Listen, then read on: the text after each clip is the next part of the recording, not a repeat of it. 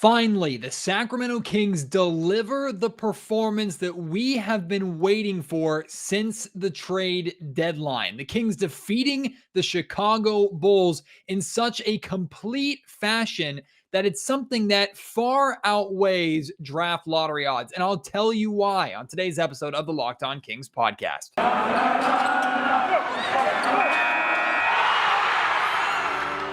You are Locked On Kings, your daily Sacramento Kings podcast, part of the Locked On Podcast Network, your team every day.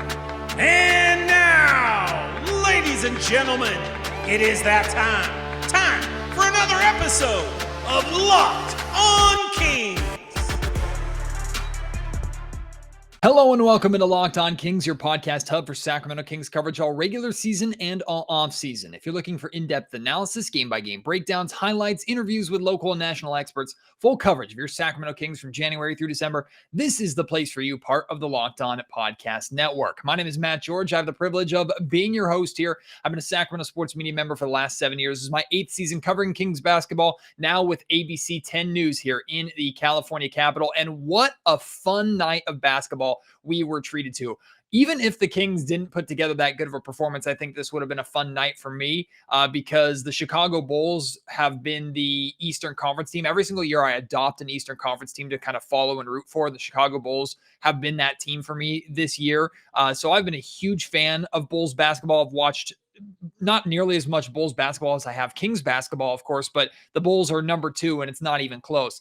So anytime I get the opportunity to watch the Bulls, I'm happy this season, just based off of how they've been playing. And to see the way the Sacramento Kings played the Chicago Bulls, how tough they made it on this Bulls squad from start to finish, and how they were able to take a trend that has been worrisome in recent weeks, right? The Kings building big leads. Once again, they built a 20-point lead. That lead got down to as low as 2, and the Kings were able to hold on and actually get the victory at home. We saw lessons learned, and more importantly, as I'm going to get into here or throughout this entire podcast tonight, we saw the performance that we have been waiting for from the new Sacramento Kings.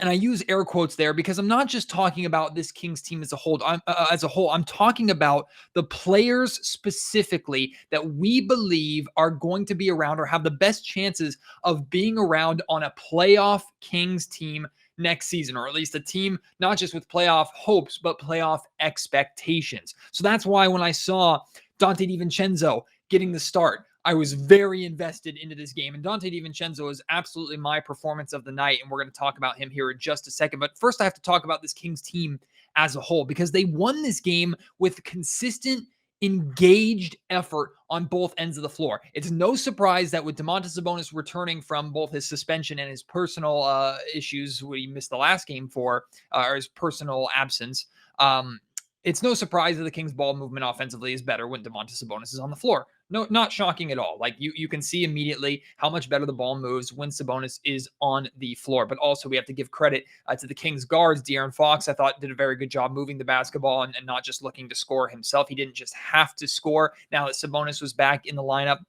And then even guys like Davion Mitchell off the bench, who I'm going to talk about, continuing that ball movement. The tempo in this game was fantastic from start to finish. It really felt like the Kings, with the exception of that like stretch in the fourth quarter, late third, early fourth quarter, it felt like the Kings were playing their brand of basketball, and they forced the Chicago Bulls to match their brand of basketball. Now, the Bulls, they have enough talent, they have enough youth, they have enough athleticism to be able to play in transition and be effective in transition too. So it's not like the Kings so drastically forced the Chicago Bulls out of their comfort zone that they completely fell apart. That's not the case at all here. But the Kings played to their strengths in this game. Offensively, they moved the basketball, they got out in transition, they tried to push the tempo, and they were doing it off of good defensive stops. And what were the Kings doing defensively that's different from the piss poor defense that we've seen all season long?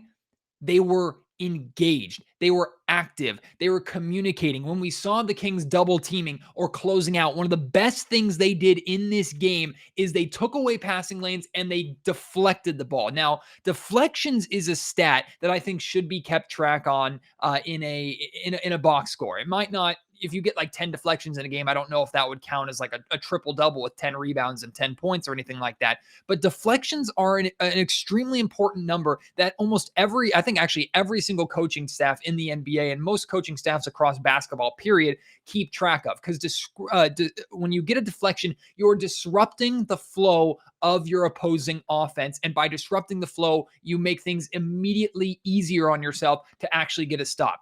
And from the get-go in this game, the Kings, when they were closing out on shooters or when they were switching on defense, which we know they like to do a lot, they were taking away passing lanes. They weren't allowing themselves to get beat by basic fundamental pick and rolls or 1-2 play from guys. They were deflecting balls that was resulting in steals. They were getting out in transition off of those steals. And it wasn't like, I mean, the Kings, in starting Donte DiVincenzo, they had a better defender out there in their starting lineup without a doubt.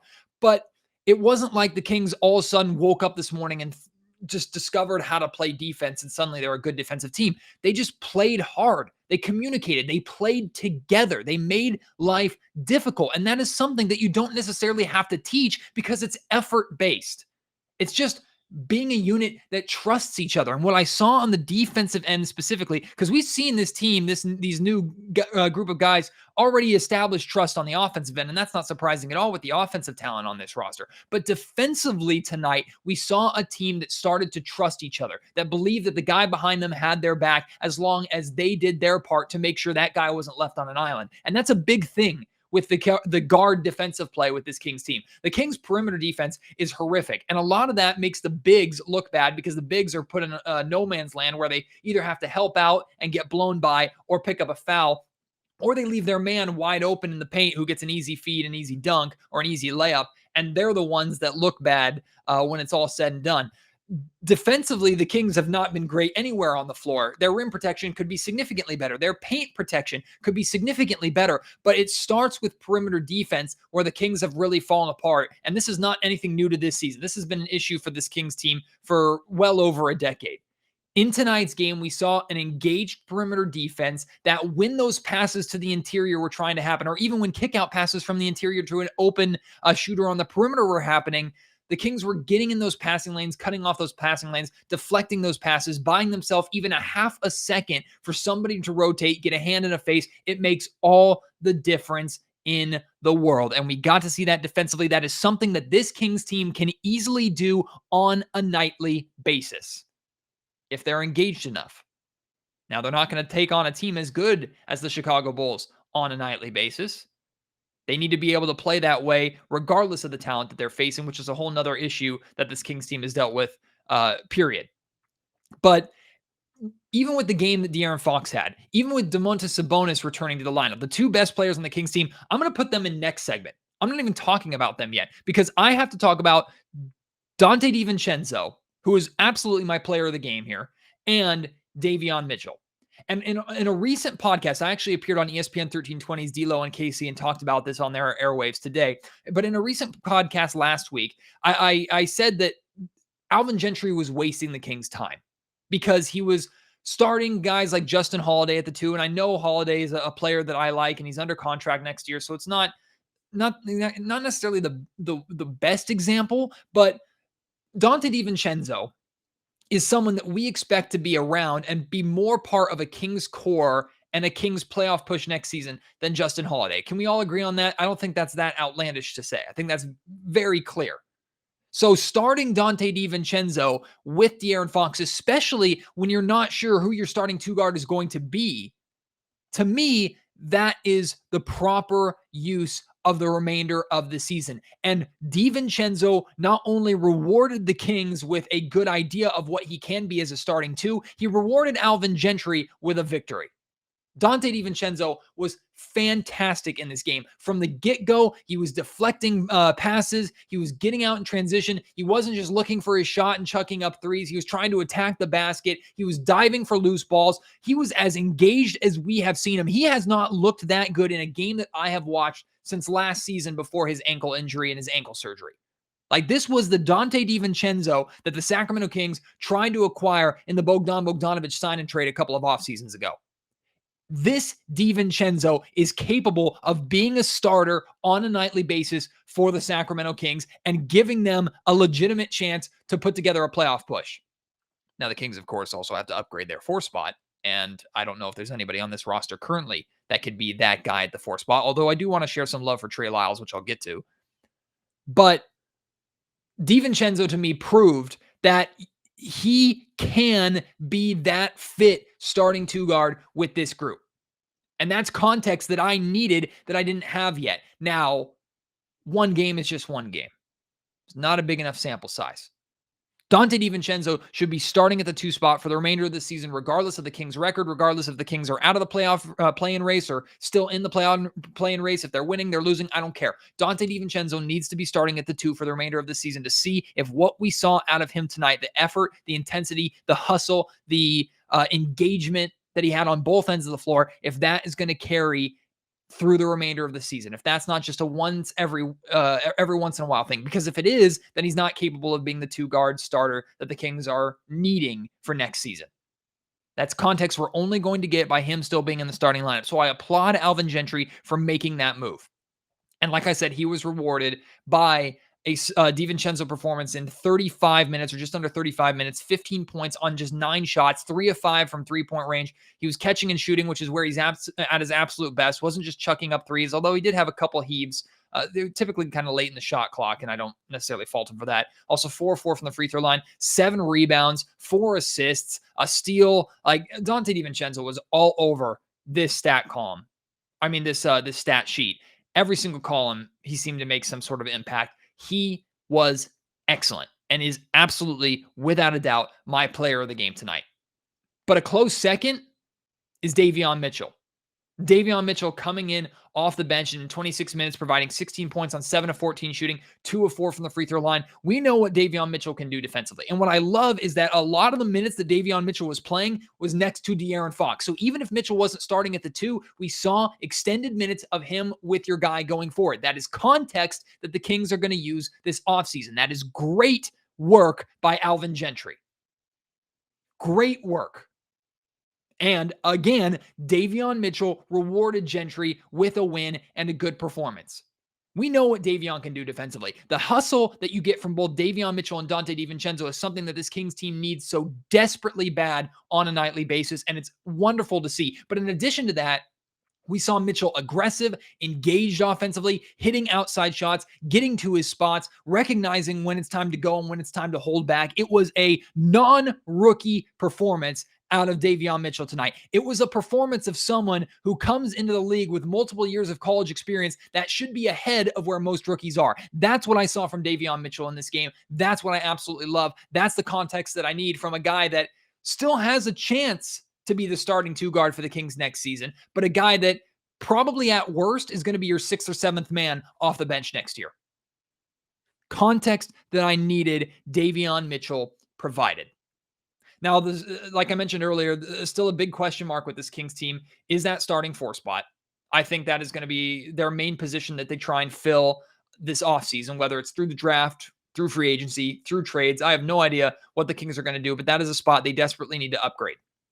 That being said, Trey Lyles has embraced that starting 4 role for the Kings in recent times, and he hasn't been exceptional. He hasn't been stellar. He hasn't even been really great. But he's been solid. He's been good. He flirted with a double-double tonight in just under 24 minutes, 9 points, 11 rebounds, 3 of 4 from the field. He did a great job on the offensive glass with 4 offensive rebounds. The Kings got a lot of second chance points, 16 second chance points, 6 of 10 on second chance opportunities in this game. That was a big difference for them, especially in the first half when they were building that 20-point lead. Like, Trey Lyles, I think, deserves respect. Now, do I think Trey Lyles is going to be a long-term solution for the Kings at the 4? No, not if they want to be a good team next year. Not if they want to be a playoff team next year. And I don't even know if Trey Lyles is going to be a Sacramento King next year, even in a rotation role coming off the bench. But he deserves credit for what he's doing right now. And he has been impactful for the Kings at that starting 4 spot. He was certainly impactful in the Kings getting their 25th victory of the season tonight. Yeah, we're already at the first ad break, and I haven't talked about De'Aaron Fox or Domantas Sabonis yet. I'm going to talk about them. Plus, I'm going to explain to you why I will take this type of performance, win or lose, but thankfully the Kings won. Why I will take this over draft lottery odds every single time without hesitation.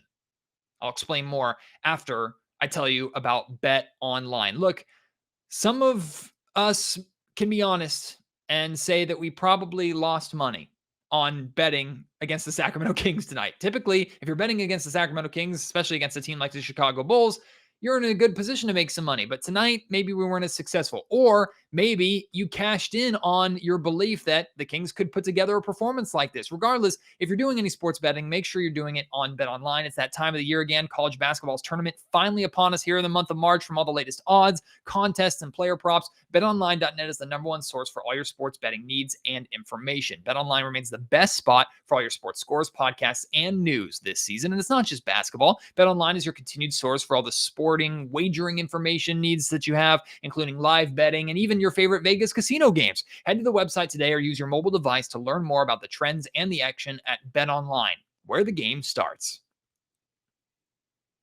Donte DiVincenzo, my player of the game.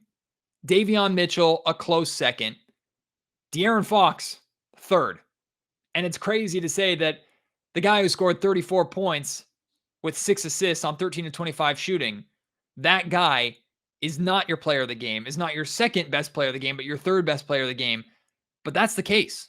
Like, De'Aaron has been on an absolute tear over the last 11 games. Like, his averages are over 30 points a game. He's shooting over 50% from the field, flirting around 40% from three-point range. His assist numbers have been up, although 6 assists, not as high necessarily as I wanted it, but also not surprising with Domantas Sabonis back in the lineup that those assists would dwindle a little bit.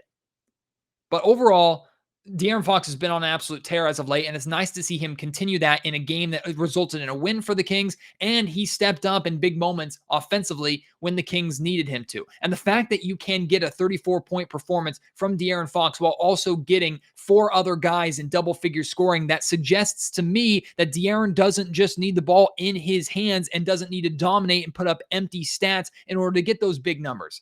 He's had to do that recently with Sabonis out of the lineup and with the Kings not giving him enough help. Guys like Harrison Barnes not giving him enough help. Donte DiVincenzo, Davion Mitchell. These guys weren't stepping up in recent 40 and 30-point games that Fox has put together in Kings losses. Fox stepped up again with a 34-point performance here and got help from his teammates. Big difference there. Which is why I don't think it's fair to call the recent games that resulted in losses where De'Aaron went off empty stat games.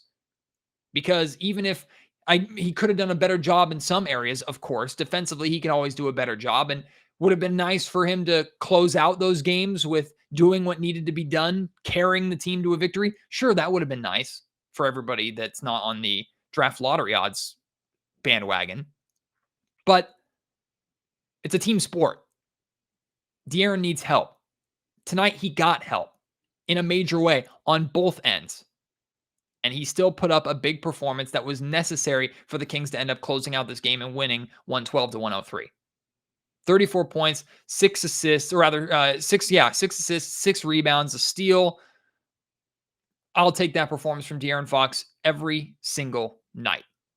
And again, the next step for Fox is being able to provide these performances all season long, not just in the final third or the second half of the season. Fox has a reputation of getting off to slow starts. Fox is a slow starter, blah, blah, blah. Like, that's not an excuse for me anymore. Can't be an excuse next season. De'Aaron Fox needs to play the way that he's playing right now from game freaking 1. Because if he waits for the Kings to be in a 5, 6, 7 game under 500 hole, the Kings are probably in the same exact position next season as they are right now. So there's still pressure on Fox. Just because he's on the incredible stretch right now doesn't mean that he's forgiven of the sins and struggles from earlier on in the season. It's also not fair to expect him to carry out this 11-game stretch over the course of 82 games. I'm not expecting that at all. I'm not expecting him to average 30-plus points per game. But you best believe he should be averaging 25 from day one. Why can't he? There is no reason why. Especially with how much money he's played, how much expectation is on him, and how much the team needs it in order to be successful. But then Domantas Sabonis came back, and that's a big difference too. Sabonis does so many great things. Actually, back up. There's another thing about De'Aaron Fox that I want to talk about. His three-point shooting percentage didn't end up being as good as it felt like it was. He finished 3 of 8 from three-point range, but he was red hot from three-point range to open up this game. And the confidence that Fox is shooting from three is the best I've seen all of his entire career. He is shooting step-back threes, threes in rhythm, threes in transition, off the dribble, catch and shoot. They look clean. He's shooting them without hesitation versus the clear hesitation that we saw with him putting up threes at the beginning of the season where he would get a kick out wide open three and you'd see him hold on to it for a second or two to kind of, look to see if it is the best shot and then line up the shot and make sure that he's in the right position for it. Like, we're not seeing that now. We're seeing Fox catch and shoot fluid, without hesitation, and the ball is falling. I love the three-point shooting that I'm seeing out of De'Aaron Fox. Now to Domantas Sabonis. No surprise to the Kings. Like I said earlier, their ball movement was better because Sabonis was playing in this game, without a doubt. Now for Sabonis, what's kind of exciting is that Sabonis didn't have a great game. He had a good game. He didn't get a double-double, which is shocking for Domantas Sabonis. He had 22 points, just 7 rebounds. And I say just 7 rebounds, but did get to the free throw line 10 times, knocked down all 10. Love that number, but struggled from the field, 6 of 15. He was doing a good job getting position on Nikola Vucevic, but he just wasn't finishing around the rim as much and as well as Kings fans would expect, and as he expects. But the fact that the Kings can beat a team like the Chicago Bulls with just a good game from Sabonis, that's huge. Because what happens when he puts together a great game? What happens when De'Aaron Fox and Domantas Sabonis both put together great games at the same time with a consistent supporting cast like what you got out of DiVincenzo and Davion Mitchell? Now, not everybody was perfect. Harrison Barnes, only 6 points in this game. One of those offensive nights where he just faded away. 37 minutes, took just 8 shots, 2 of 8 from the field. Defensively did some solid things. Also had 6 rebounds, 6 assists. So I'm not saying that he was useless by any means, but this is another example of what if you got more offensive production out of Harrison Barnes? And another question, are the Kings capable of getting that kind of offensive production out of Harrison Barnes on the nights where Sabonis or Fox or both are getting theirs? I think he absolutely should, especially with the amount of tension that both of those two draw. I still see some hesitation with Barnes on shooting three-point shots. Want to see him put up more than those. Even in a game where you did win and you didn't necessarily need it, although for a time the Kings certainly could have used it in that third and fourth quarter. But still only 8 field goal attempts is not enough for me. I understand that Barnes is a smart player and he's not just going to chuck up shots for the sake of chucking up shots. And I'm not wanting him to just throw up 12, 13 attempts a game willy-nilly. But surely Harrison Barnes can get more than 8 good looks a game in a win or a loss, regardless of who's on the floor with him. So if I had to be nitpicky about anything, I guess that's what I'm choosing to be nitpicky about. Guys, these wins are what I've been asking for. These performances are exactly what I've been asking for the remainder of this season. This was my favorite game of the year by far. And the Kings have had better, more exciting offensive explosion games. They've scored 130, 140 points. Those games have been fun too. But this is the kind of performance that I have been waiting for from this new group. Performance that reminds me how good this team can be, gives important context for this offseason and for next season, and gives me an idea of what this Kings team is capable of even before they've had a full training camp and significant time together. I know draft lottery odds are important. I've made that argument myself here on Locked On Kings many times recently, and I'm not diminishing anybody who's listening to this podcast right now who would have preferred the Kings to lose this game, who are actually excited with the Kings potentially blowing another 20-point lead. I'm not diminishing that. I'm not saying you're wrong. Because like I've said before, the logical argument is that draft lottery odds are the best way for this Kings team, or the better route for the Kings to take this offseason in order to make the improvements that they're looking to make. But what's happening on the floor right now is important. Very important. And what we saw on the floor tonight is tangible evidence of what this Kings team can be. And it is more important to me for us to get actual, legitimate, real results than hypothetical lottery odds. A game of chance versus what's really happening. Reality versus chance. Tonight's reality was exactly what you want from the Sacramento Kings. I will take that over draft lottery odds every single time. Now I'll update you on where the Kings are in the draft lottery standings now after tonight's win. And don't you worry, if you're wanting the Kings to lose, there's still 3 great chances for them to lose this week with how tough their schedule is. But this 4-game homestand was brutal. I thought it was a very good chance that the Kings could go 0-4 through it. The fact that they started it out with the win over the Chicago Bulls, that's awesome. I'll fill you in on the remainder of this homestand after I tell you about Rock Auto. If you're having auto parts problems, if you need auto parts needs, rockauto.com is your savior. Look, with all the parts, all the makes, all the models out there, it's nearly impossible to find exactly what you need, especially from your local chain auto parts store or dealership where they have their set price points, their set brands. You really don't have any negotiating power. You just kind of walk in there, say what you need, and they say it's this, and it's going to cost this amount of money. You have no wiggle room. There's no negotiations, no bartering, nothing. RockAuto.com allows you to save 30, 50, or even 100% more just by the variety of parts that they have, the variety of price points, and the fact that they treat every customer the same, regardless of if you are a car genius who could fix everything with one hand and your eyes closed, or if you're like me, where you look at a car and you just hope that it starts, and if it doesn't, then the world is ending, right? RockAuto.com is exactly what you need for your parts. For example, like brake parts, tail lamps, motor oil, even new carpet for your car. You can get it all on rockauto.com. Save yourself a bunch of money. They're a family business serving do-it-yourselfers for over 20 years. That's extremely important in today's climate. Go explore their easy-to-use website today to find the solution, any solution to your auto parts needs. Go to rockauto.com right now, see all the parts available for your car or truck. Right, Locked On in there. How did you hear about us box so they know that we sent you? Amazing selection, reliably low prices, all the parts your car will ever need. rockauto.com. Again, if you are on the draft lottery odds bandwagon, if you are somewhat disappointed by the Kings winning this game, if you think that overall it's a meaningless win, I disagree with you based off of how the Kings played. But if you're looking at in the grand scheme of things in terms of winning percentage and you're looking at this tactically, I understand you having that thought.